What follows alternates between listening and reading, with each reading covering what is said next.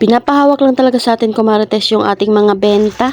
Dahil pag yan naipunan natin, panigurado mapupunta na naman nga po yun sa stock. Buti na lang talaga at meron na nga pong deliver ng RH. Yan nga si Panda Abay nakikigulo din, akala niya naman ay siya ang magtatanggap ng deliver. Tinanggal ko na nga yan sa pagkakatali niya dyan sa pinto para hindi siya na makaistorbo.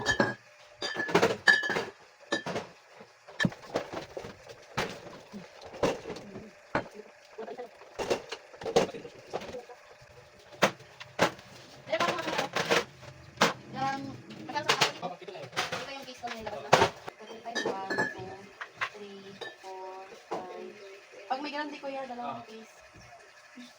Sayang kahapon, no? Dami sa akin.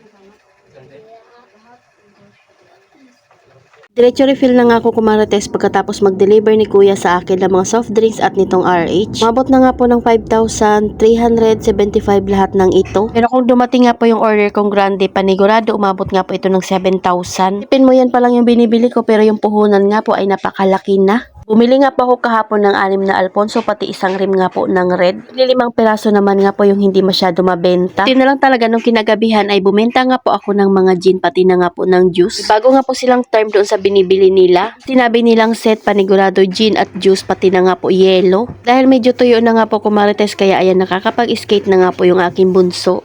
Kuya naman namin ay tulog pa. Kung nga po ayusin yung dumating na deliver, ay nagluto naman nga po ako ng aming ulam. Ako nga rin pang magpapasok nito sa bahay, kumarites, dahil si Jowa nga po ay madaling araw pa uuwi. Yung mabilis lang naman lutuin yung aming ulam. Itong katsu nga po ito, pati na nga rin po ng tosino.